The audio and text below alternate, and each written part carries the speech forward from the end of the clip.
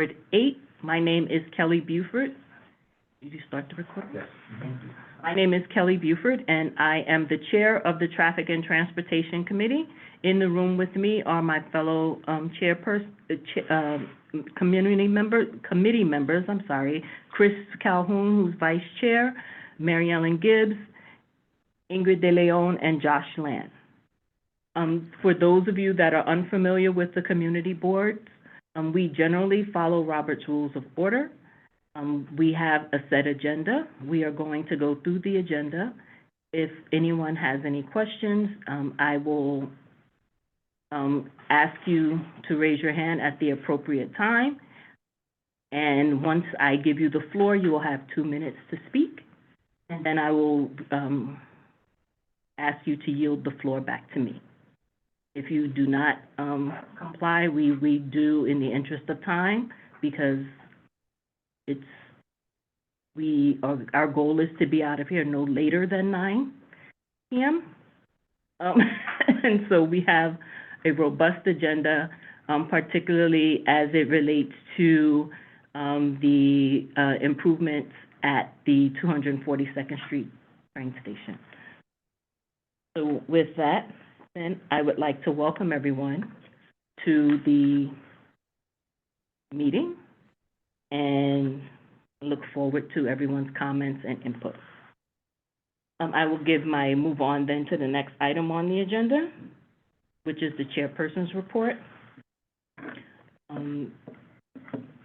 I note that we did not meet in April, but we do have some holdover items from prior meetings. One of which is, I just want to inform the committee members that Ted Morris did not re-up his tenure. So that means his term expired as of March 31, and he is no longer a member of the community board. Eliane Lobos had a conflict, and she is no longer able to serve, but she has promised that she will submit her paperwork for future consideration for the community board. Also, as everyone is aware, we did have the presentation from DOT, New York City DOT, a couple of months ago regarding changes to Van Cortlandt Park and the intersection of Van Cortlandt Park and Bailey Avenue, leading to the Major Deegan Expressway. That's exit 11 off the Major Deegan, northbound on the Major Deegan. We have a partial win based off of the committee's and the community's concerns. And that win is that DOT will make a modification to their plans. They will not modify the southwest corner of Bailey and Van Cortlandt Park South. They are going to keep the existing slip lane and bulb as it is, because they understand our concerns for the potential buildup and impact of having vehicles, particularly large vehicles such as tractor trailers and emergency apparatus, being able to navigate the turn. However, they are going to continue with the rest of the plan, and construction is scheduled, the modification is scheduled to start later this month or early June. There were also concerns at prior meetings regarding 232nd Street and Henry Hudson Parkway overpass. Please note that we did reach out to New York State DOT regarding the project, and the sidewalk is going to remain closed. They advise that at that location, there is a 20-foot drop that's exposed, and they do not want to open it up to pedestrians. At that time, what they are going to do is they are going to meet with the contractor tomorrow and have the contractor put up additional signage directing pedestrians to use the sidewalk on the opposite side of the street. It may not be convenient for some people, but we always work to keep people safe, and this is for a short period of time. The project is almost over. It is expected to end by the end of the summer, early fall, and so unfortunately, we will just have to deal with the closure and walk the extra 15 feet. Okay. Also, with regard to the stone cladding, New York State DOT advised that the stone cladding was not part of the original scope of work. That being said, they are going back to the design and landscape team, and they plan to have the matter addressed at a future time.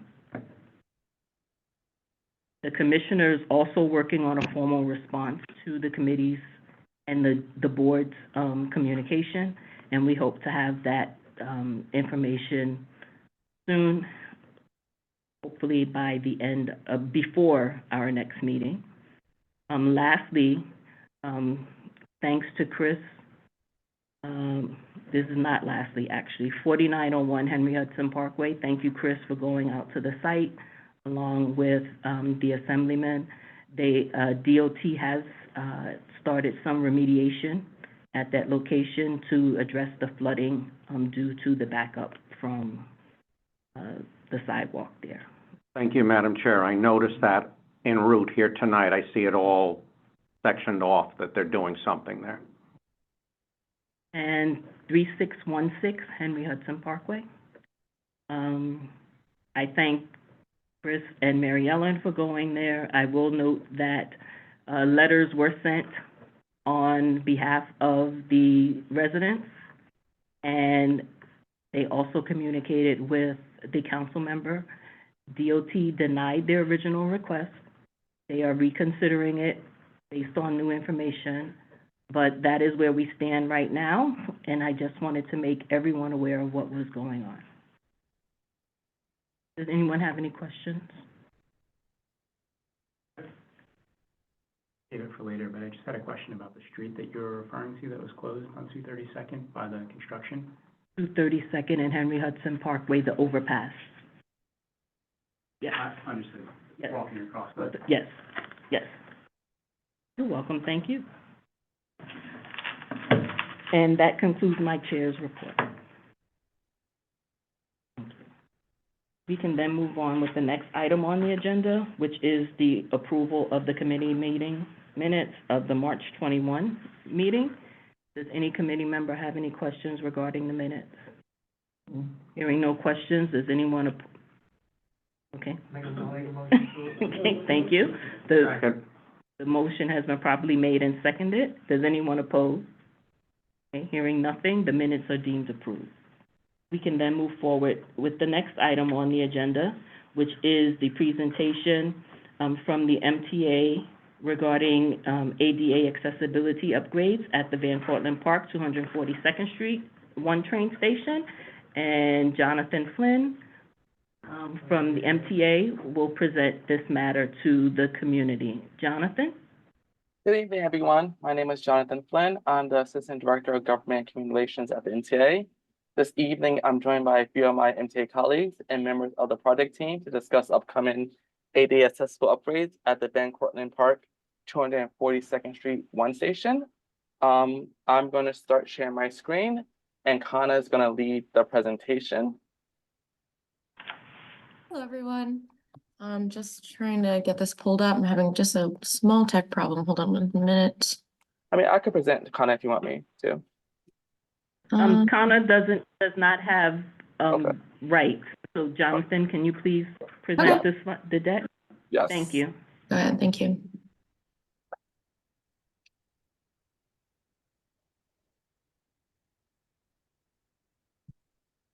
Can everyone see my screen? Not yet. Okay. Can I ask for them to, the name in there? Yes, please. Jonathan, before you speak, The person with the number starting in 646, can you please present your name and, can you show your face on the screen, please? they put their name in the box. Jonathan, can you present it as a presentation instead of a web document? Sure. Give me 1 second.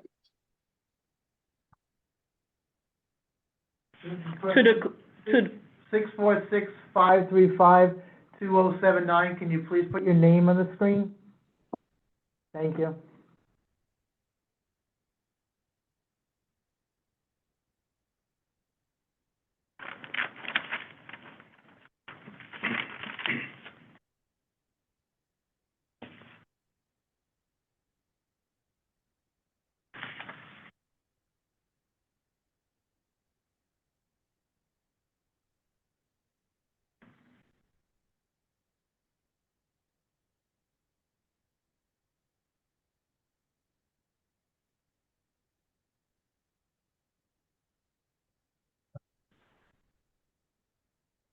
Nope, that's Sylvia's absent, but she's on the call. Oh, okay. Is this better?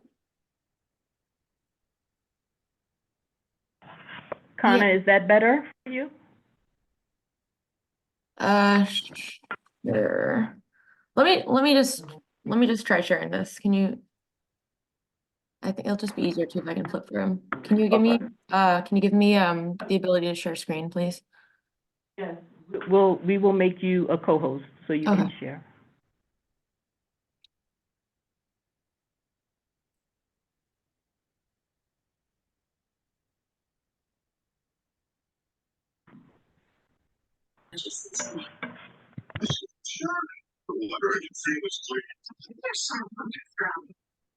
Okay, great.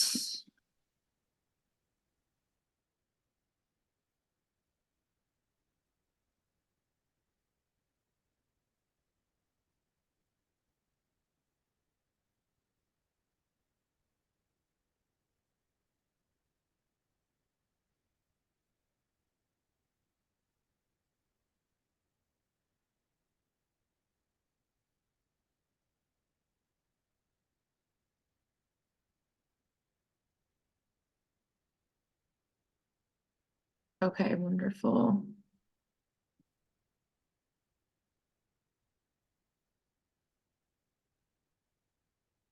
Okay, can everyone see the big presentation? Yes, we can, Yes, good comment. yes, Okay, and thank it's you. not obscured by anything? No, Okay, great. I'm Thank on a you. laptop, I don't have two screens. Anyway, thank you so much for your time. Really happy to be here, and thank you, Jonathan, for scheduling this and making sure that we could all meet today. Again, my name is Connor Irvin. I'm here representing MTA Construction and Development. I'm the Senior Manager of Communications here, and we're going to be walking through this really exciting presentation. So this station is part of ADA Package 5. That package was awarded in December, and this is a package of 13 stations spanning all 5 boroughs. And just for a little more context, the MTA has been really ramping up their commitments for ADA upgrades. In this capital plan alone, we have over 5 times the number of ADA upgrade commitments than we did in the last capital plan. And we're actually, really excited. Very soon we'll be announcing the next round of ADA packages in the upcoming capital plan. And 242nd Street, this is part of 38 stations we currently have in construction. And so far this year, we have opened 4 New York City transit stations as newly ADA accessible. And I believe we just opened we opened our 4th railroad station today.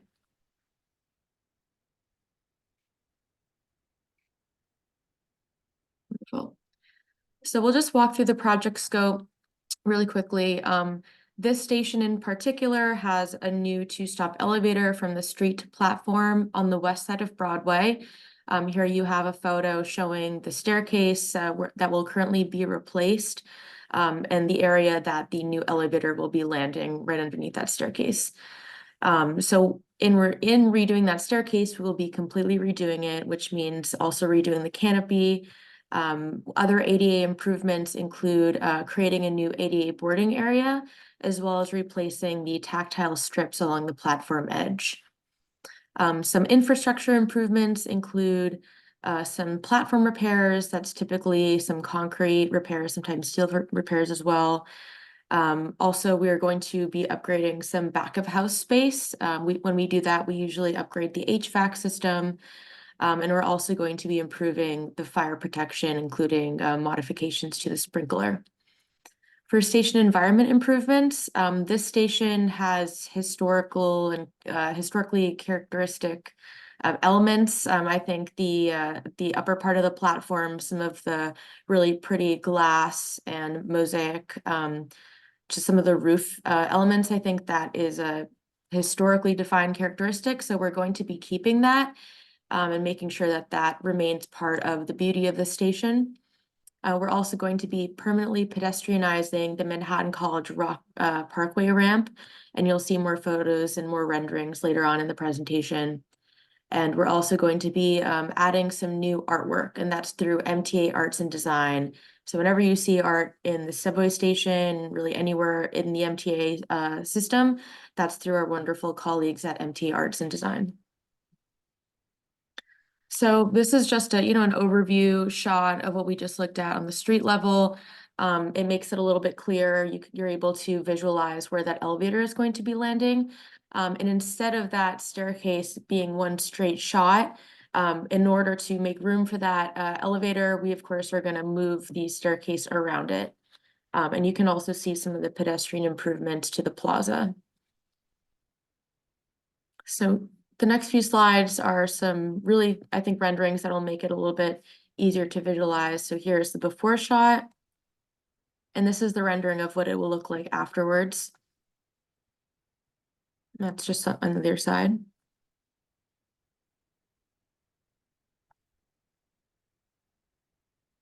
Right, so before we look at some of the first visible pieces of construction, the MPT, we'll just look at the construction timeline. So currently we're in the phase where we're coordinating with utility companies, working with the Department of Transportation to get their approval on a lot of street plans and just other agencies on a case-by-case basis. So starting in mid to late June of this year, we're going to be commencing the installation of MPT, which is the maintenance and protection of traffic. So that is going to be some of that, like that first visible work I was talking about. And you might have community members come to you and saying like, hey, I see all this, all these barriers, like what's going on, what work is happening.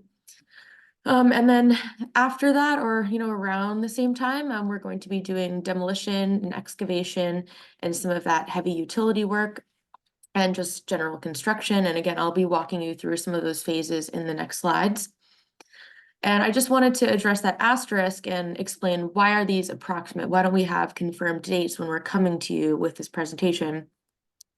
And that's because earlier I said that this is a big package of elevators and ADA upgrades.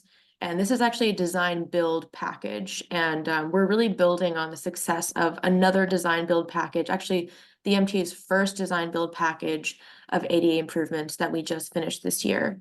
And design build, like what is design build? So with design build, it's a way of the MTA modernizing not just these physical stations, but how we're modernizing our contracting process, because we all know that like sometimes it's really the red tape that holds up projects or adds cost to projects, and that's something that we're trying to break down. So design build allows us basically to bring the contractor in earlier in the process, and that helps to expedite construction. And by getting that contractor brought in earlier, they get bought in on the design. So we can kind of do both at the same time, do the design and start the construction faster. Whereas the old way is typically design, bid, build, where they have a designer, they bid it out to a builder. And if there's a problem with the design, we have to go back to the drawing board. And Chris can, correct me if I'm oversimplifying things, but basically, this is just a great example of MTA construction and development, building better, faster, cheaper. That's our motto. So if you've seen any other of our presentations, I'm sure you've heard that phrase. But that's a little bit of an explanation, and it's going to the weeds, but it is great for you because it's a better use of taxpayer dollars and it'll get you this project faster. So here we have that MPT, those stages that I was talking about earlier. So we have like more technical diagrams later, and Chris can answer some of your questions. So we'll go through these first and then open it up to questions. So here you can see the work zones are outlined in red, and we have marked where the bus stop is going to be or where it will be maintained. So when we start the construction processes, we shift our work zone according to what we're working on, obviously. So this first phase is necessary for the utility construction. That was one of the first phases I mentioned. So this includes, that coordination with DOT. We're doing work on the roadway and also the plaza improvement. You can see at that top-hand corner. And the staging area is where we're like just physically putting construction equipment and necessary items. So that will be on that parking lane on Broadway, and that's temporary. We're also going to have a work zone in that ramp in the pedestrian plaza. That's the far left area. For this phase, traffic on Broadway will flow normally. And the staircase in the work zone will be maintained, and the southbound Bronx 9 bus stop will also be maintained. So here, if you compare this first one to the second one, you can see we're consolidating the staging area up at the top. And you can see the red area down there. That just shows that now we're moving on to the stair and elevator support columns. So that's part of the first diagram I showed you. We need to create support so that when we do dismantle the stairway, we're doing that safely. We are moving our work zone through the southbound parking lane on Broadway. And we're also going to be having that staging area in the ramp and pedestrian plaza at Manhattan College Parkway. Traffic on Broadway will continue to flow normally. You can see that green arrow up at the top symbolizes that we will be rerouting the bike lane during this one phase. The staircase in the work zone will be closed during this phase, and I think Chris can talk to a little bit of like the timeline when we finish the MPT slides. And we are just continuing to discuss with DOT through all these MPT phases about the bike lane and also the relocation. Well, we're talking to New York City Transit about relocating the bus stop temporarily.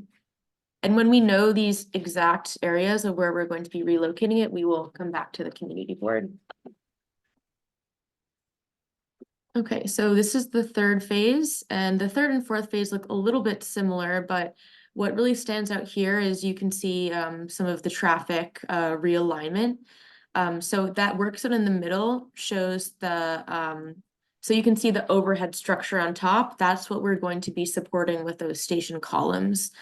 And because we're going to be in that main area, we require a little bit of the Broadway median to be fiddled with during this one phase. So that's why we're reducing the northbound traffic to 2 lanes around that median work zone, obviously for safety for the workers and also because we need to take up that space momentarily.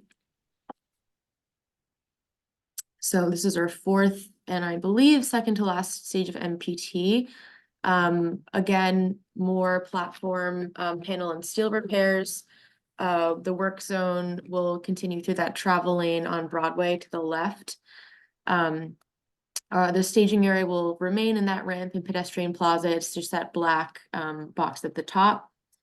And that is, of course, in like preparation for that full pedestrianization. You'll see, I think we might have a rendering of that, but it'll look very pretty afterwards. And in this phase, we're realigning the southbound Broadway lanes to 2. Okay, so here we have 5. So you can just see the difference between 5 and 4 and 5. We're just shifting that lane over, the lane of traffic. So it looks very similar. We're just shifting the lane. And here we have 6. So I think all traffic is flowing normally on Broadway. And this phase is particularly reserved for the platform panel and steel repairs. We're enlarging that southbound work zone, and that will be along the parking lane on Broadway. And again, our staging area remains in the ramp and pedestrian plaza. That's been the same for, I think, most of the MPTs. And like I said earlier, the Broadway traffic will go, resume normally. So just to go over some construction and service impacts, most of our work does proceed during normal DOT approved hours from 7 a.m. to 4 p.m. That's just like standard practice for the construction in New York City for the most part. We may have to do some light evening work. I'm not sure. Chris actually can, correct me on that one. But if we do have to do that, it is primarily going to be so that we avoid working during rush hour traffic to minimize your convenience, but we will let you know when that does happen, if that does happen. We will always be maintaining access to the station. So during all of these construction projects to make these stations ADA accessible, we're never shutting down the station. We might require some weekend platform work. So if you the tactile strips along the edge, you can imagine that when we do work on that, you can't run service, you can't have customers entering and exiting the train when you're working on the side of the platform. So that is really the only time when we might need like a diversion or, sorry, I mean, a station bypass during like 1 or 2 weekends. But when we do know those dates, we will let you know very far in advance. And the weekend closures listed, sorry, I skipped a little bit to the bottom, but wanted to address that right off the bat. Those weekend closures that are listed are limited to 1 weekend per month. And in addition to that tactile strip, we're also reconstructing the center platform. And the reason we're doing that is to regrade that concrete to ADA guidelines so that it's a flatter surface. So, and during those closures, sorry, I just want to mention that too. So during the closure, a bus bridge to 238th Street Station will be provided. So that will help just ease the inconvenience to the commuter. So we're just returning back to that second bullet, and pardon me for skipping around. That Bronx 9 bus stop, that will require a relocation. It will be be relocated to the adjacent block during construction. And we're in ongoing dialogue with New York City Transit about that. That staircase that I showed in one of the earlier slides, because we will be completely redoing that, we will have to close it for a short time as we demolish it and then rebuild it around that elevator shaft. So that will be approximately a 6 to 8 month shutdown as we rebuild that. Wonderful. So you all know Jonathan, our wonderful GCR rep. Again, my name is Connor Irvin, representing MTA and C&D. I don't think we have Deborah Howes from AECOM on this one. We actually have another station in this package, just having a community board meeting at the same exact time in Brooklyn, so she's there. And we have Chris from Judd Law on the line too. And this project hotline and email, this is public, so feel free to, use it yourself. Of course, you can, reach out to Jonathan or myself, but that's something that you can spread to the community. Just please know it's for non-emergencies, but if you call and leave us a voicemail, then we'll get back to you in, I think, about 24 hours on the weekday. And that's the end of our presentation, and we can open it to questions. And then we have some, if folks have questions about those MPTs, we can return back to those, and Chris can answer some of those more specific, detailed questions. Thank you. Thank you, Kana. Appreciate the presentation. Can you stop sharing for a moment? Mm-hmm. Thank you. Is that what you were looking for, Mariana? Yes, thank you. Okay. You can always look at the participants, see if there's someone in the waiting room by hovering over the participants line. Oh, that I know, yeah. And then you can see if there are individuals in the waiting room. And you can also check the hand raises, okay? All right, thank you. So Kana, I have a couple of questions, and then I will open it up to my colleagues here in the room, and then the general public. So you mentioned that the project will not impact rush hour traffic. You try to keep the projects to outside of rush hour, but 7 a.m. is a really big period for rush hour. So what are the plans for modifications in that instance? So yeah, let me rephrase that a little bit, and sorry, that was a little bit misleading. So a lot of that is to do with the noise. When I was talking about doing like if we had to do work during the late night hours, typically all of the really noisy work would be kept during the day, and any work that we would have to do during the night would just be prep work for the next day shift. But I'm just gonna hand it over to Chris because he's the expert on that, and I might be stretching the truth by accident. Good evening, everybody. Normal work hours for this site is going to be 7 to 4 Monday through Friday, unless there is a weekend outage. We will be confined to our barricades with the zones that we set up on the parking lanes over there and in the off-ramp off of Broadway. most of Broadway stays uninterrupted except for a few phases, and those are short-term phases where, significant structural steel repairs are taking place. But most of the work should not impact traffic as we are staying adjacent to that existing bus lane, but we will be impacting some of the parking that's directly under the station. And traffic as far as the station itself, I believe there's 3 entrances currently there, or 4 entrances currently there. Only that one will be impacted. The other entrances for the station will be remained open and uninterrupted by construction. Thank you.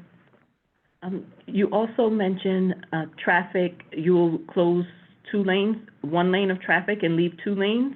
So that means you're getting rid of the parking lane? So that correct? why don't I share my screen again? Because we can look at the Sure. specific diagrams. I think it'll make more sense. And then Chris can, make remarks off that. Hold on. Sure. So, I mean, as Connor's pulling that up, right now we're working with DOT on finalizing the exact laydown areas and everything. As Connor mentioned, the corner there at Manhattan College Boulevard and Broadway is currently an abandoned off-ramp. During construction, that off-ramp will be utilized as a staging area for materials and equipment. Towards the end of the project, that area. Yes? Chris, hold on. I'm not speaking to the construction zone itself. I'm speaking to the northbound lane. So as you see That's on, what I'm referring to. Sure. So phase 1 here, we're not impacting any of the lanes on Broadway. We are taking over the parking lane adjacent to the curb line, which is actually partially closed. Do you guys see that in the drawing? Okay, yes. Yes, so the 3 lanes on Broadway remain. The bus lane turns off and continues uninterrupted. We take over the parking lane over there. Connor, if you can go to phase 2. Phase 2, very similarly, we do jog out a little bit into that median area. That median is not on the main part of Broadway, but as you can see, the 3 lanes on Broadway are maintained throughout, and that bus lane is maintained. However, that median and parking lane, we continue to occupy. As you progress through the other phases, 3, 4, 5, 6, those are short-term phases. Those are utilized for the column-based repairs for any columns that require repairs. We're still going through, because this is a design build. We're still evaluating those columns to review the intents, whether they do require a repair and how substantial of a repair is required. So Connor, if you can go to number 3. This one you would see an impact, and it's only for when we do the column repairs. Depending obviously on the extent of the repairs, this duration may vary, but there are only a limited amount of columns in this area, so we don't foresee this to be a long-term staging area. We end again at Broadway on the north and south. Is this north and south? I guess yes. Northbound, southbound, 1 lane would be impacted in this area immediately where the station is.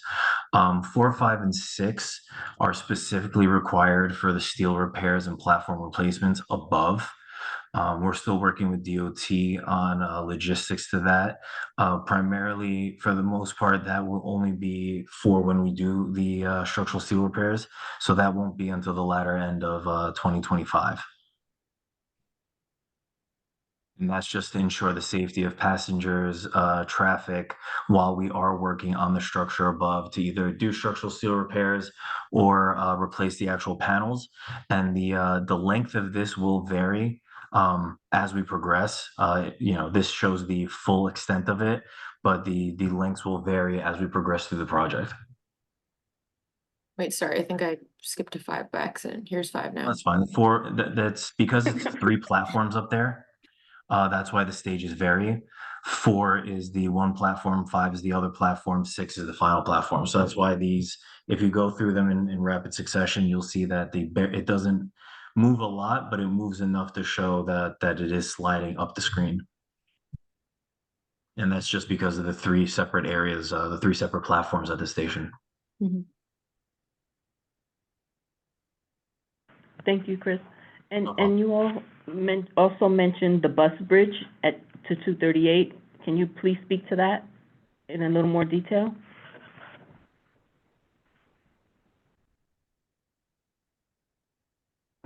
Connor, Chris, Mhm. Jonathan? Sure. I mean, that's going to help, connect that service so that folks can use the station over. I don't know any much more details other than that, so I can bring back specific questions to, our bus. Okay, so specific questions, how would that look like from a usage perspective? So how would that impact the commuters? Okay, I mean, it would provide that option when we bypass the station. I believe that's why we're offering it. But Okay, I'll so get that back is to you. only, Huh? that is only when you're closing off the station to access? Only when we're performing that work, that platform, like edge work, that would require us to bypass the station. Because we can't Okay. have customers entering and exiting the trains when we're doing that like concrete work on the station. And we're also like demolishing the entire middle platform so that we can level it off. Like it takes, I think 2 or 3 days for the concrete platform to cure. So I think that is the service replacement we're going to be using in the interim while we're waiting for that concrete to harden. Gotcha, thank you. Mhm. Does any committee member have any questions? I'd just like to say, it looks like a beautiful project. The new station looks like it's modern and everything, and it looks like it's gonna be really good, because there's not a lot of access, to elevators, except for really 231st Street, so it's a really good thing. Thank you. Thank you. The only time I agree with, my fellow committee member, Mary Ellen Gibbs, what she just stated. My question going forward is, this community board, covers 4, different stations on this line. You mentioned 238, 242nd, 231st already is ADA accessible, and 225th Street. 225th and 238th, are there any future plans to get upgrades at those stations? Because they're long neglected. Mm-hmm. Not in this package. Like I said, we're ramping up to announce the packages that will be part of our upcoming capital plan. So once that is public, if those are included, then you will definitely know about it. I guess that's all I can say for those future ones. I'm just not sure right now. Again, this is a very impressive presentation that you put before us, and it's, for a better lack of terms, really bringing this station into the 20th century. I know it's one of the oldest in the system, and I am one that's very impressed. Getting an elevator and all this access, it's very good, because it's a heavily used end of the line for the number 1. Mm-hmm. Do any other committee members have questions? Does anyone from the community have a question? Oh, looks great. What a huge project. Mary Ellen, can I see, can we check to see if there are any raised hands on there, please? Hover over participants. There we are. Wait, there you are. No. Okay. A little more. Well, I do not see any questions in the gallery, coming from the gallery. I want to thank MTA for your hard work in putting this together. I also want to thank you and commend you for giving us the presentation deck in advance. It is extremely helpful when we have the material in advance of the meeting. And you will also know that the office team here already put this presentation deck on the CB8 website under the Traffic and Transportation Committee. So it is public, and we will continue to direct individuals to the website for any other questions, including your contact information. Okay. Yeah, I would just maybe make a small disclaimer, because we are going to be reaching that time. And actually, sorry, I meant to say this, with the design build process, we have milestones of reaching 30, 60, 90, and 100% design. That's, I guess, one of the benefits is that we reach design and, we get to go to construction faster, but those dates are approximate. So I just want to make sure that people reading that presentation like know why and expect an update so that they're not like hard set on those dates. Oh, no, we understand that it's a very fluid transaction, and Okay. so we recognize that, but at least the information is there to guide, the community. Okay, And so great. this way, hopefully, by seeing it there, it will minimize the number of questions that they raise to you all. Of course. Okay, thank you. Okay? Thank you. Everyone have a good evening. Mariella? Oh, I'm sorry. It's okay, nope. Thank you. I thank, the MTA team. You all do not have to stay on the call, although you are welcome to stay on the call, but I'm sure you all have lives and you've exceeded your time for today, so I thank you and look forward to working with you in the future. Thank you. Thanks for having us. Have a Thank good you. Have a good You're evening. welcome. Thank you. Bye. Good evening. Well, that was fun. I'm actually excited about that. Tremendous project. Yeah, Tremendous. okay, Must be half 500 million. yeah. And so all the congestion pricing money is going, I guess. There you go. Big bag of cash. Oh. It's always great to inject humor into this situation. We can move forward then with the next item on the agenda, which is discussion of our budget requests. As the committee understands, we need to submit some requests on behalf of the Traffic and Transportation Committee. What we, meaning the board chair and the district manager and the budget chair, have decided was there are certain things that are unique to Community Board 8, and that would be the step streets. So we took the step streets out of the capital projects, and they're going to address that separately in a separate forum to DOT, because the step streets are unique, primarily, I don't want to say exclusively to the Bronx, but we have most of the step streets within New York City here, and there are a number of them in this area. So we decided, because DOT, or the city rather, always, I don't want to say always, has historically denied our requests for improvements of the step streets, but those are really the only way that individuals who live in certain areas in the district can get to the central locations, to the subway system, is by, traveling, on a step street. And so we need to work with DOT a little more to help them understand, I'll get to you in one moment, to help them understand the need for continual maintenance of the step streets rather than making them, capital projects all the time. Okay. On the 235th Street pedestrian walkway, yeah, we need the ADA, and then we can leave it on the list for that. But, I spoke to some people, who said, reach out to, and within 2 days, guess what? They fixed the steps, they painted the lines, they painted the sides, they painted the handrails. So, I mean, it's not like 100%, but it's safe now for somebody to walk up and down the stairs and everything. Okay, thank you, that's fantastic news. I'm sorry, is your first name Miss Jeanette? Jean, Miss Jean? My question was just, I'm not familiar with step streets. Are those the steps that go in between streets up the hill? Yes, those are the steps, yes, those are the only way for certain people to get home. Yes, to and from the market, Like your skater wants to go to the top. So, thank you for your question, Ms. Jean. Thank you.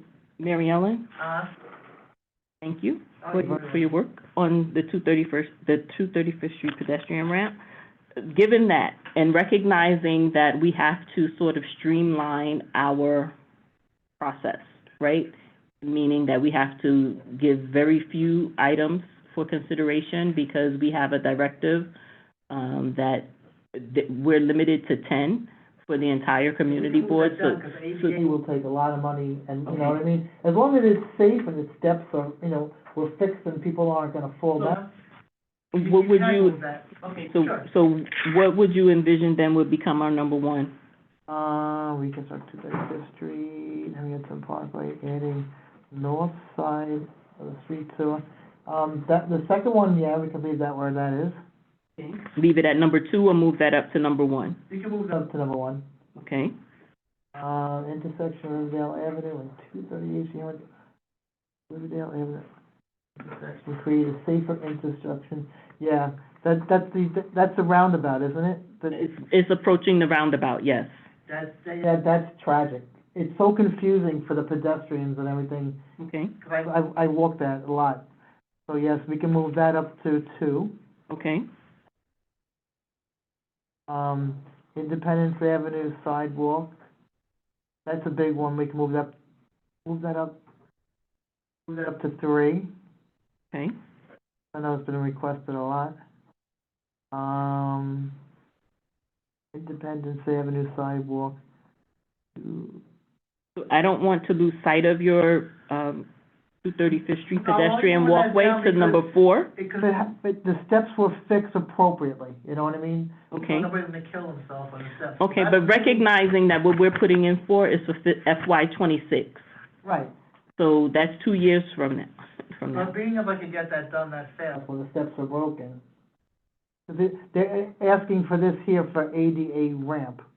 Okay. I think that would take a long time to get anyway, The so. feasibility study, you think the study, that we're asking for the study? Oh, a study, well, you can make that 4. Okay, 'Cause 1, 2, 3, and 4 are usually the priority ones they look at, right? right.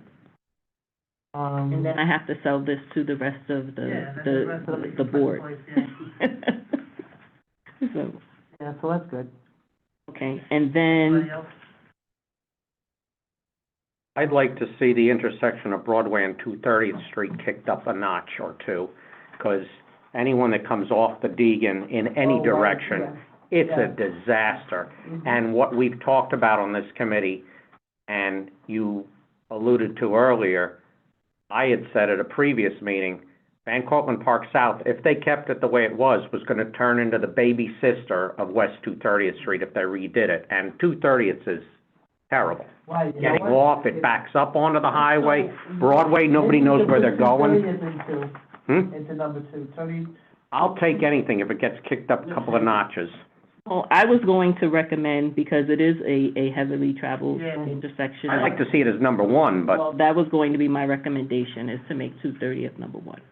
Yeah, I didn't see that, I'm sorry. Yeah, that is a big one. But nobody knows, like, the No, that's pillars and the amazing. L, do I go to the right of them, do I go to the left of them? That's- It's like that's a on- free-for-all. That's been a free-for-all over there. And you're right. And it's a major artery to No, the you're right. Riverdale, Kingsbridge, and Marble Hill area. You know, you're 100% right. That is, yeah, that should be number 1, you're right. Okay. Yeah, Yeah, asking to do a study, but it's a Right. mess. 235th sidewalk. That would be number 2. No, you know what, the 238th Street could be number 2. 238? Yeah, 238th could be number 2. Because that's that overpass where the circle around about is, that's really crazy, that's hectic, like the 230th Street. That's by where, I see that every morning, like, I work the HOD honking, waking up those residents at 6 in the morning there. It's killer. I'm surprised nobody's got ran over yet. Don't speak that into existence.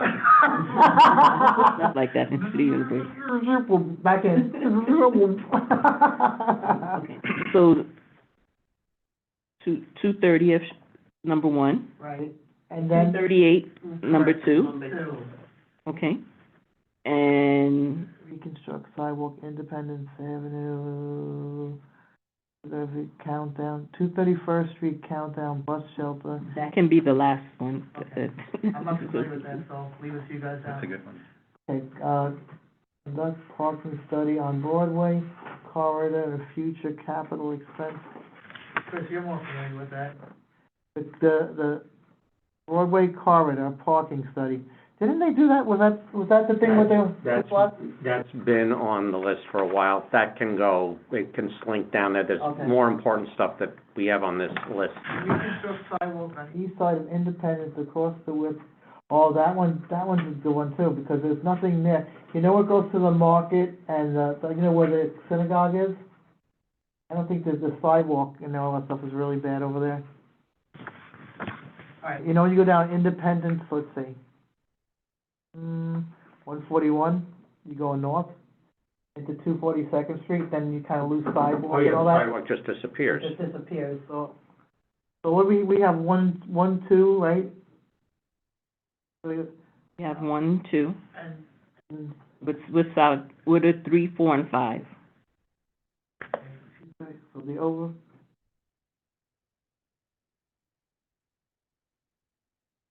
I mean, I can do chairman's choice. Sure. Um, Independence needs to be, because that's another one, I won't put out that second verse that you told me, don't put that out in the universe. But Independence of 242nd Street does need, there's a lot of walking there, because there's like I think there's like a Hebrew school over there, there's the synagogue over there, so that sidewalk stuff needs to be addressed over there pretty good. Okay, so you would like to make that number 3? Yeah, yes? Yes. Everyone agree with that? Does you have any? No comment, it's fine. Okay. Okay, number 4, And then 235th sidewalk. yes. Number 5, feasibility study for the pedestrian walkway. Where's that? That's the first item listed there on 235th Street. 235th Street, reconstruct pedestrian walkway and Henry Hudson ADA. You can put that in, was it fifth? Number 5, Five? We already fixed the stairs, so ADA can, these other ones are more important. As long as the elderly don't fall on there with their shopping carts, I'm good.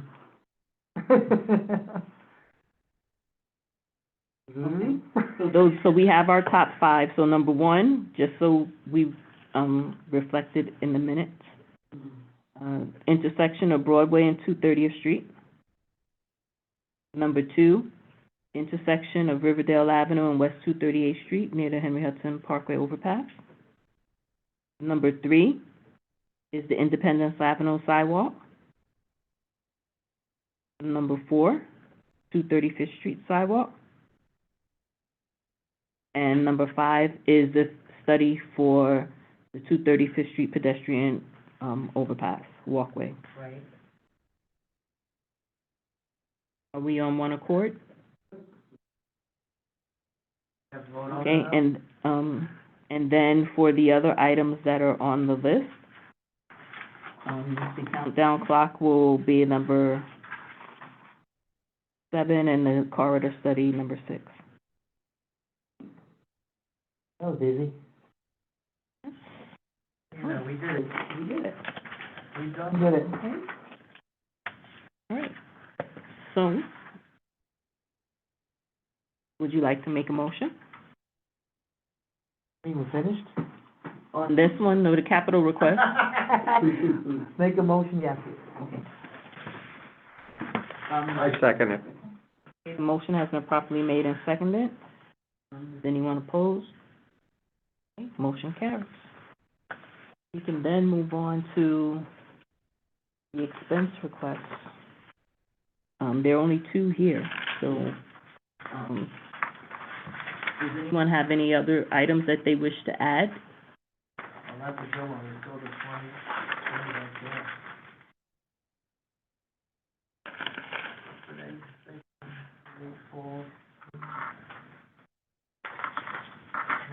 That's it. Okay.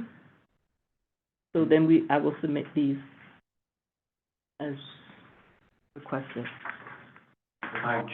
Madam Chair, I'd just like to say that the Bronx 20 comes so seldom, I don't even know where it goes anymore. You're right. The 7 and I'm 10 shocked come when all I the see time. it. Put that in your little pad. I'm just telling you, I don't know where it goes. And if I want to go back in the Wayback Machine, for any of you that have lived in this neighborhood a long time, I miss the Bronx 24 that used to go up Marshallou Avenue. remember that? Yes, I remember that. That's right. We used to go there and And then that's go to all I have to Florida say Road. about that. I don't know, when the 20 comes, I go, oh my God, what is this? I thought I forgot all about that. Where does the 20 go? I don't know. It runs It to stops the A train, Right. the A train, and it's supposed to connect Riverdale to Inwood. So 230, right. And Hamilton Parkway. Why don't you stand at one of the stops that says Bronx 20, and you come back to our next meeting, and you let us know where it goes? And if you notice at the stations, at the stops, that they took away the maps. and- They don't even want you to know where it goes. Yeah, so, It's a surprise. yeah. So we have our budget, items, approved budget items, so then I can submit them to the office tomorrow. Related to that, the Broadway study, so I did forget something, in my chair's report. So I wanted to give you an update on the no parking request at Vervelen and Broadway and 236 and Broadway. So DOT, sent teams there, and it was determined that the signs will stay, just so everyone is aware.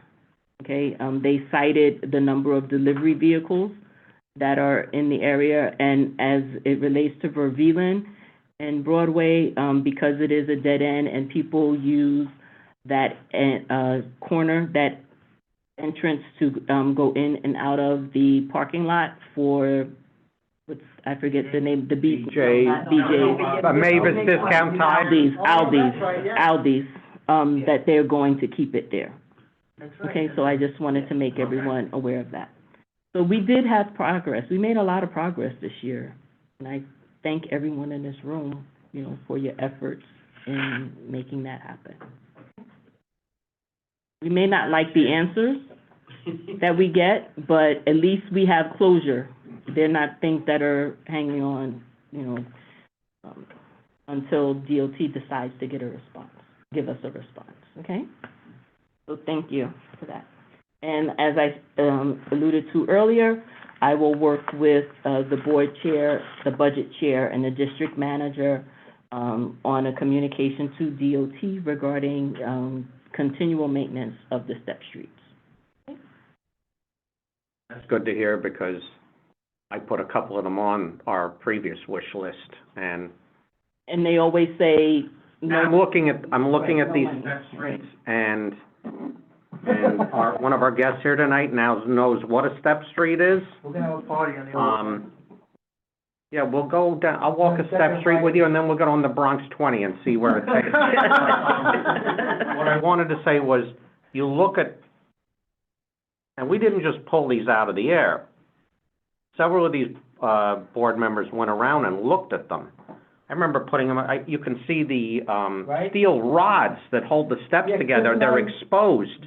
And there's this, and there's this, I mean, it was just, and we didn't just list, Yeah, we didn't just list these and pull them out of the air, but this community board, I think, possibly holds, a record that we have the most step streets in the Bronx. The Bronx has them generally the most, but I think this board has the most Yeah, you do have a lot. per capita, and that's it. I'm saying too much tonight, I should be quiet. Yeah, we're gonna make you ride the 20 tonight, just for that. Yeah, see when that comes, limited service. The 20 to You'll be nowhere. home tomorrow. It stops all night. we can then move on to old business. Oh, there's someone waiting to come into the room. You're tardy, sorry. Was in, he or she was in He was earlier. in and left.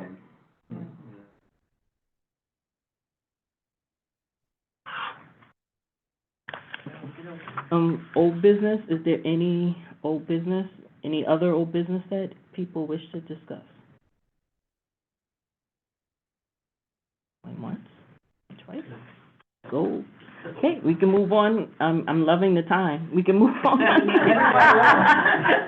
can move on to new business. We do have some new business that, members of the community would like to, raise with the, community board. So, Ms. Jean, I will Okay. give your, So my name is Jean Sinchik.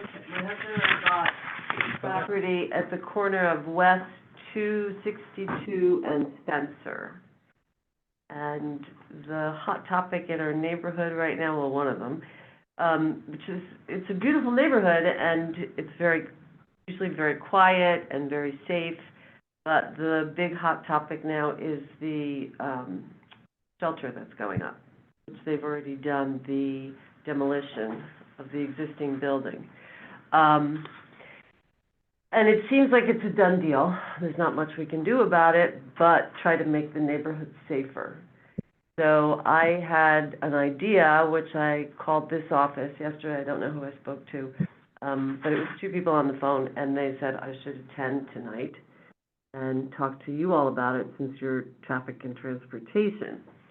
My idea is to attempt to make the neighborhood safer once this happens next year and the shelter is open, is to close off West 262 at Broadway to vehicular and pedestrian traffic. So it's a deterrent from people from the shelter going just around the corner, out the front door, around the corner, and up into the neighborhood. I have a map. This line here is where the street is. It's a very narrow street to begin with. It's a one-way going east to west. It connects to Huxley, yep. And if you put up, I hate to say a wall, because I am a big proponent of housing people. Everyone deserves to be housed.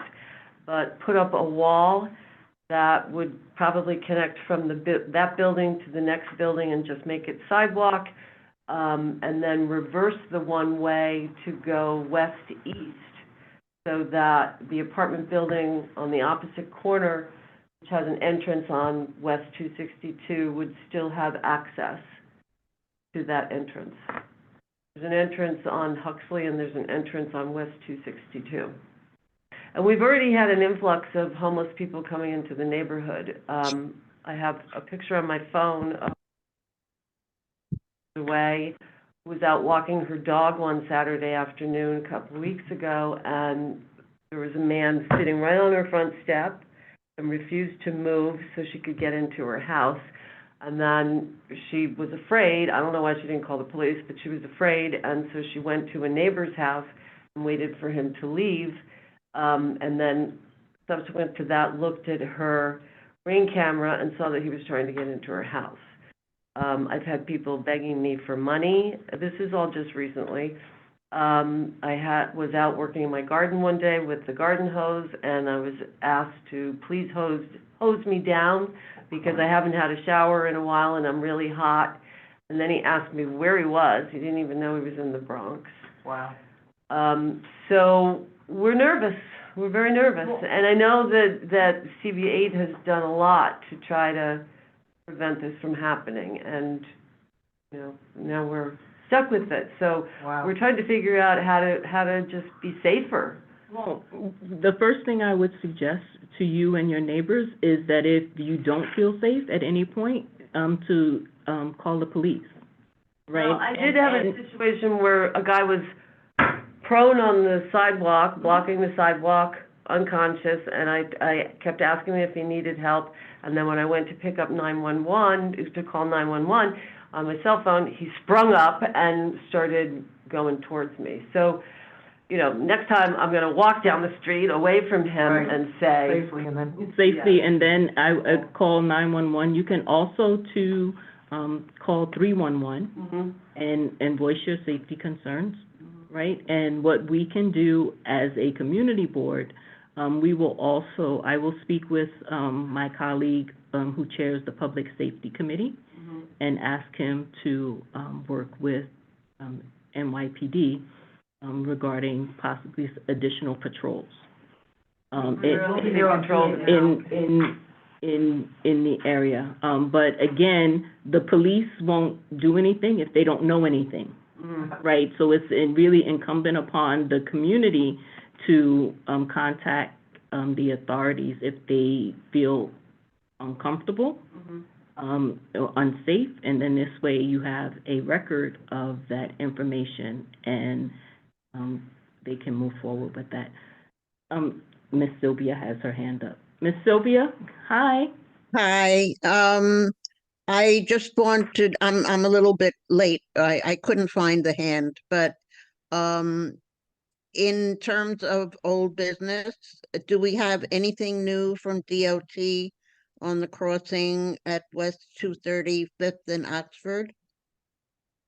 We do not, but I can ask, the office to follow up with them. I would love that before the end of the fiscal year. It's been 2 years already, and you know that. And, they're not coming through with any kind of solutions. I think that's really unforgivable. With the solution, but then we asked them if they could just explore putting in speed bumps. Which Exactly. was not on the table initially, so they have to do that, So that means it's gonna study. take So another 2 years? but I will get back, I will ask, can you, Chris, and Ms. Jean, she can't hear, I'm sorry.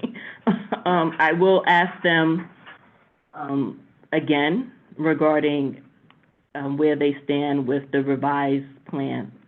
I appreciate Okay. that. Thank you. All right, you're welcome, thank you, and happy to hear your voice. Oh, thank you. Yes.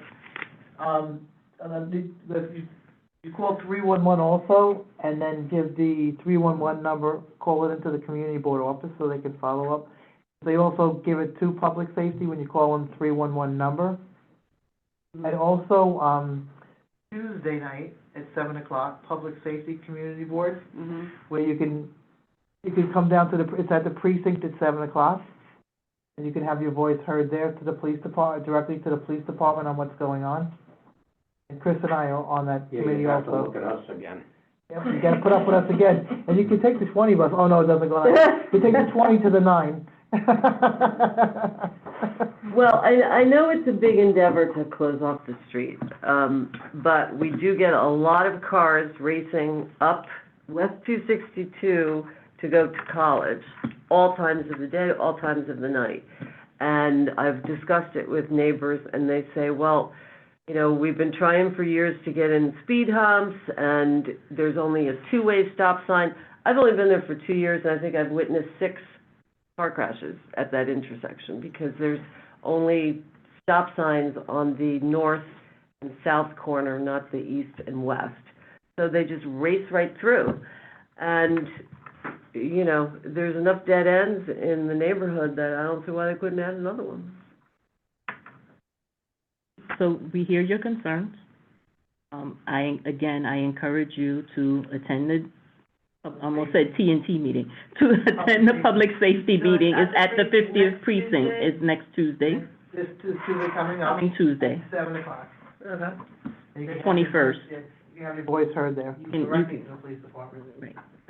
In this way, they The can, police department attends, because we're obviously in their house, and What precinct is it? the 50th, the 50 precinct, that's, McDonald's is Yeah. across the street from Right. it.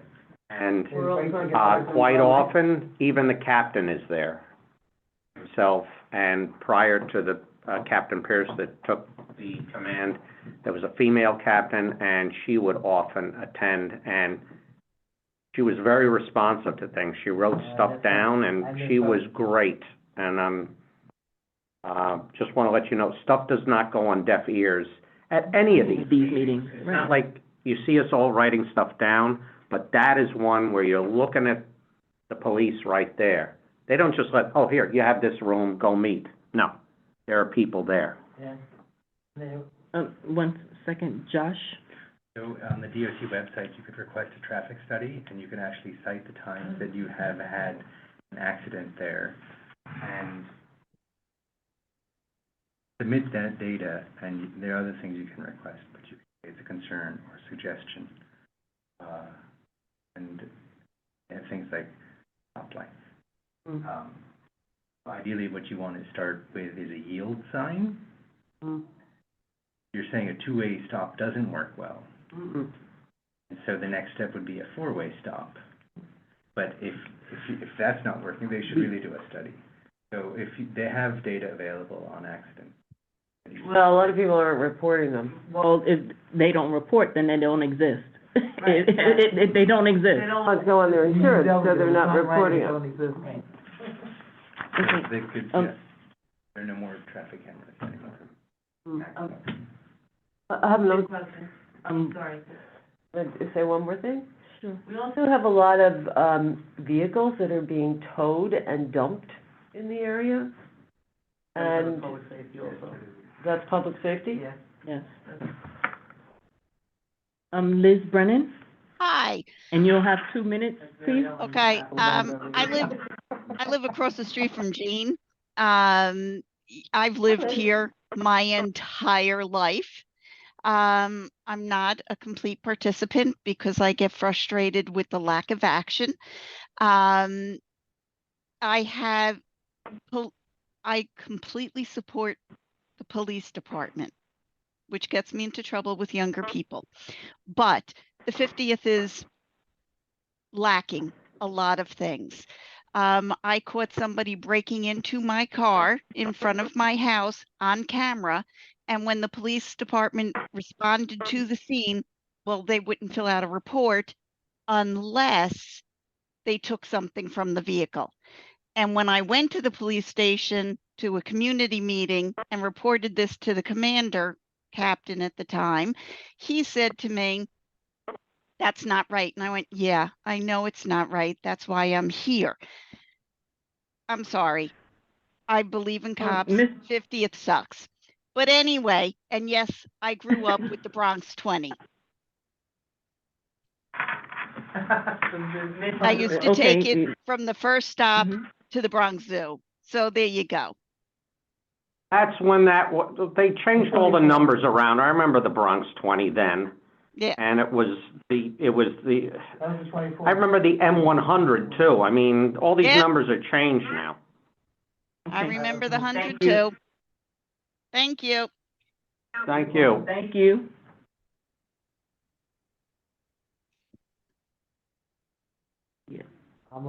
Mr. Amanush? Hello, can you hear me? Yes, please. Please Hi, proceed. my name is Armanush. I have 2 questions, and I do try to read all of the minutes. I am subscribed, but I apologize if these were addressed in previous meetings that I did not attend. One is West 254th Street. Recently, I believe this was a DDC project where they painted a sidewalk on.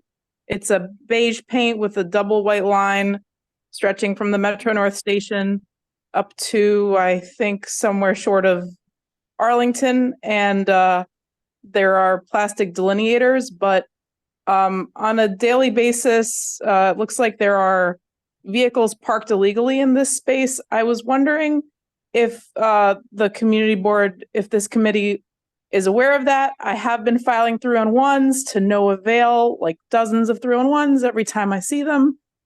So that's my first question. And my second question is, I was wondering if this committee is aware of the sidewalk between 601 and 609 Kapok at the end of Arlington Avenue. That's a sort of no man's land that no property and the city is not claiming responsibility of, that has been in disrepair, and the community has been trying to fix it. I have a copy of letters going back 24 years, and I'm wondering if any action can be taken on these 2 locations. Thank you.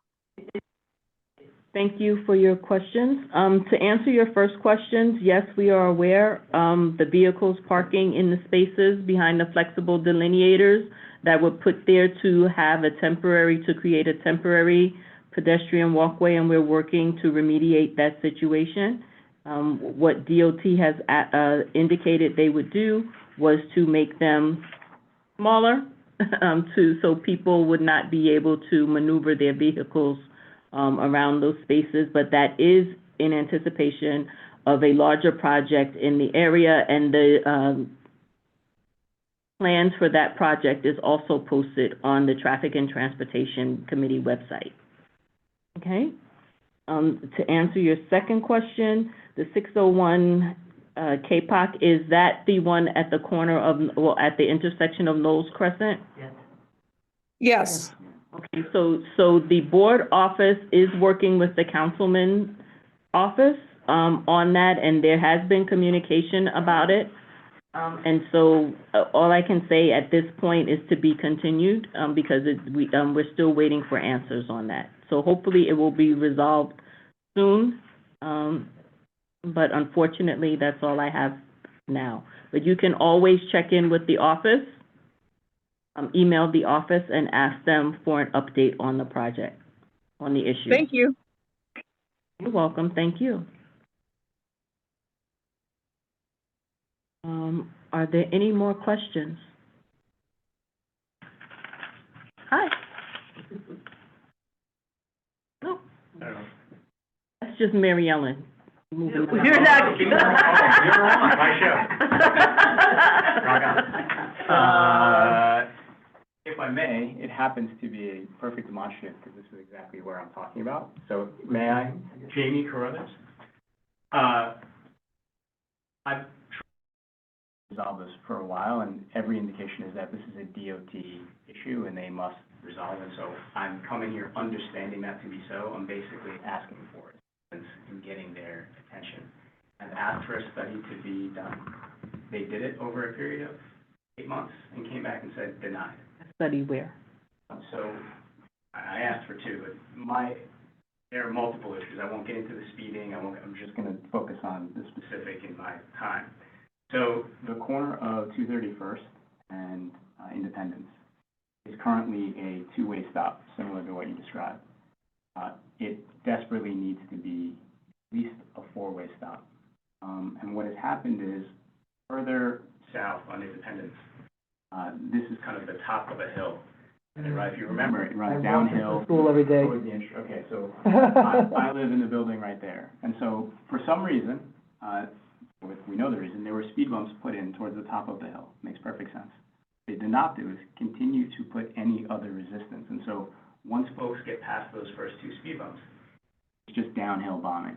And the stop signs are this way. And so you can either rifle through to get towards the park in this turn, which is horrific. That's but always I'll been leave that for horrific. another day. Or you're getting to the highway as quickly as humanly possible, racing, et cetera. Now, what makes this particularly challenging is there is no sidewalk here, no sidewalk here, no sidewalk here. There's no crosswalk, there are no stop signs, there are no lines, there's nothing. There are also no sidewalks here. So when you come out of this building, as I do in the morning, and to try to get to, there's no parking on this side of the street, so the cars are parked over here. So to get my two girls to our car is horrific daily. Now this, because what happens, and now we'll see here in the spring, the hedges on these corners grow. So the fact that that's not a four-way stop means you have to creep out into it. And even when you creep out, you can't see. It's just inherently dangerous. Now, leaving that underlying issue aside, which I don't want to escape, but the current reality with the construction going on here, all of these spots, which are no parking, are now construction parking. Those guys just park wherever they want, which makes this more difficult to get around and also more difficult to see. What I'm more concerned with is because the auxiliary road is closed, this thoroughfare is now where the buses go. Buses are cooking down Independence. And I don't know what the speed limit is, but I'm relatively certain they're all exceeding it, particularly at night when we get home from dance, which is where I just got home from, and it's dark. It's dark. You can't, when my girls are little, they can't step out and see. And there's no room because it's a two-way street, and it needs to be two-way, but there's really not enough room for anything other than cars. So when those buses are cooking down here, the other complication is 4 out of 5 of these lights are out. The only reason you can see is that Shervia has a parking lot and for whatever reason, they've installed stadium lighting in their parking lot, I think just to annoy our people in our building. Regardless, because of the overflow of that light, This guy all day. you can see, but it's not because of the streetlights. All of the streetlights are out. And so when you look at the compounding issue, there's no lighting, there's no sidewalk, there's no signage, there's no crosswalk. It doesn't even begin to make sense, which is why I said to the DOT, can you show me this study? Because I'm fascinated to see how you could have looked at this corner and determined that nothing is appropriate. Speed zone, speed hump, stop sign, don't care what it is. But you have to control the traffic, which you acknowledged was moving too quickly. Somebody did, because they put speed bumps at the top of it. Which if you're gonna put a speed bump, it seems to be the last place that you would put it, but regardless, they are there. And when you look on the DOT website and you look at the filings, there are 3 studies that have been asked to be performed on this same corner, all of them denied. I've asked through a FOIL request for all of them, because I would like to compare them, but I haven't gotten that yet. I'd also like to know what study was performed to put in the speed bumps, let alone the speed bumps that are down here on Palisades. Similar issue, only the sidewalk on one side of the street, not on the others.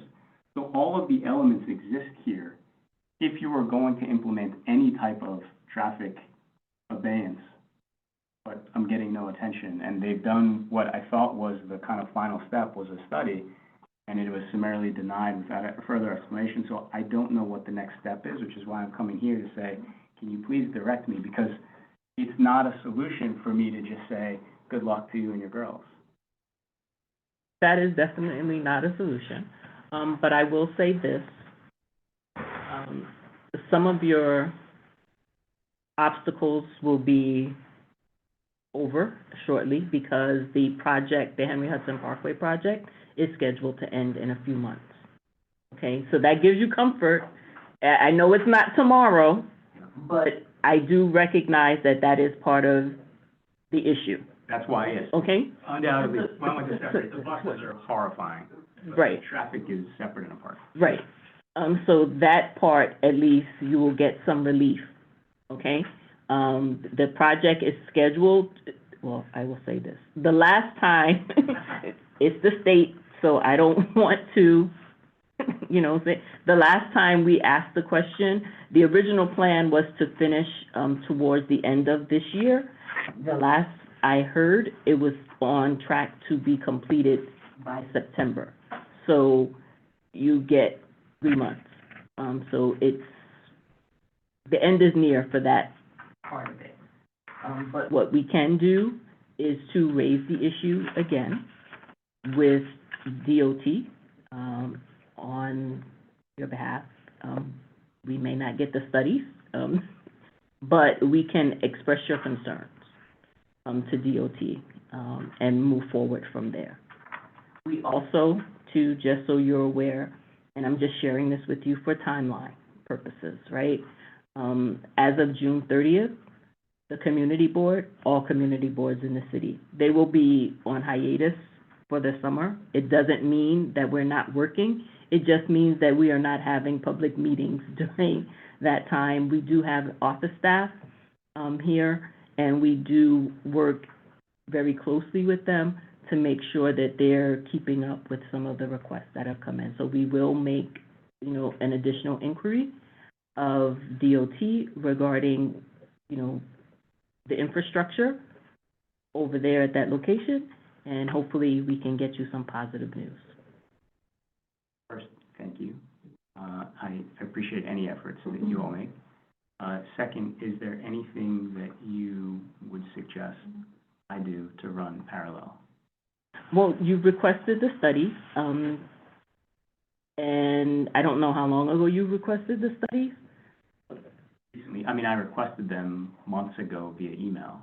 It was ignored, so I recently did it via FOIL.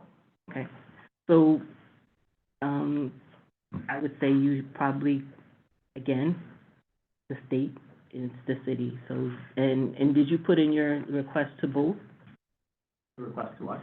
Your FOIL request, did you put it into the city? Or put it to DOT's website? Yeah. Okay, so you should hear from them, I would imagine, in the next few weeks. Their initial response was, you need to tell me which community you're asking about, which I understood to mean I'm hoping that you don't respond to this email in the 8 days so that I can then delete, because I gave specific DOT numbers of the requests. Okay, So they knew which neighborhood it was, so obviously they're trying to avoid it, which is fine. And I'm assuming the reports, whatever they are going to be unacceptable because it doesn't get my results. So I guess the question is, who can I approach thereafter? Who's the person that I can lean on? you can, there's the Borough Commissioner, who his information is public, so you can call the office and they can, give you his contact information. I don't have it off the top of my head, so, No, okay. That's what I'm asking. What's the next So you step? can, What do I do if next? you're not getting results, you can also reach out to, Councilman Dinowitz. I've been down there. I've also been to the 5-0. And 5-0 said someone needs to die on the corner. And I never like hearing stuff like that. And Assemblyman Dinowitz. And those are your elected officials, so if you're not getting results one way, you can try to get them another way. Okay? But again, we will. I'm sorry, I'm sorry? Anthony, Commissioner, his He email.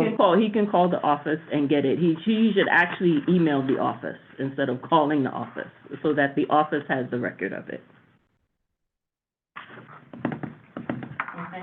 And then this way, you can reach out to him, and honestly, his information is probably posted on DOT's website, quite frankly, because all of them are required to have contact information on there. Okay? I know this was, just one of the many things that are going on that stretch, and I'm well aware of what you've said. Because believe it or not, I've been on one of those buses that's, did you say cooking? Yeah. From time to time. But as far as if there's a stretch of streetlights, they're not lighting at night. I can tell this from experience. Whenever I've called in one that's not even near my house, but I see it, they've been fairly responsive that they come out, the subcontractors. 311? I've done it online. To who? Who do you send that to? You go right into the city website, nyc.gov, and you can put in the specifics, and before you know it, there's one of the 311 is good if you wanna- subcontractors that comes out there and they do it. And they. 311 is good about that. I've called about, I remember being on TNT for a long time, and I remember there was a lady on that block that was complaining about like the sidewalk, if they could cut back the bushes on there because it's no room to even walk on that sidewalk. So it's been a complaint for a while, it's been on the, I've walked it as a kid, every time I looked at ran over. We say all that to say we hear you, Yeah. okay? And we will do our part, and that is, connecting with DOT to see if they can do more. But again, if you reach out, you're not getting the results, everyone reports to someone. That's what I always like to tell people. So, okay? Yep. Uh, I understood that to me, but I needed, when I get to that next level, I needed to say, And the Borough Commissioner is Anthony Perez. And I will say he, is new to that position. He's not new to the city government, but he is new to that position. He started in December, in that role in December of 2023. So, Write that and down. he's fairly responsive, okay? what's his name again, the Borough Commissioner? Anthony Perez.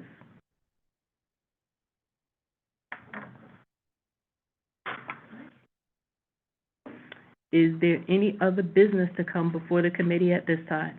Would you believe I have something else to say? Oh, you figured. Go figure, Chris. What a shock. It's just brief.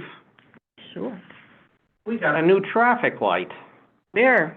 231st Street and Godwin Terrace. Oh, yes, I saw that the other day. Yeah. I need that like a hole in the head. Well, it does stop people from doing certain things. Well, Like donuts? and, well, it's right near where that row of stores is down there, and if you, those who wanna go back into the Wayback Machine, Erring's Restaurant, Yeah. I thought there was a stop sign there. but, that's it. That's all I have. Thank you. for being Thank free, you. Chris. Finds all the traffic lights. Traffic lights down Loon. I know, I'll make a motion for. The question, may I have a motion to adjourn? I make a motion to adjourn. Is there a second? Okay. Motion has been properly made and seconded, and I thank everyone for your time. We stand adjourned. Thank you to the community. Thank you for bringing us, meeting you. Our pleasure. Do you want your map back?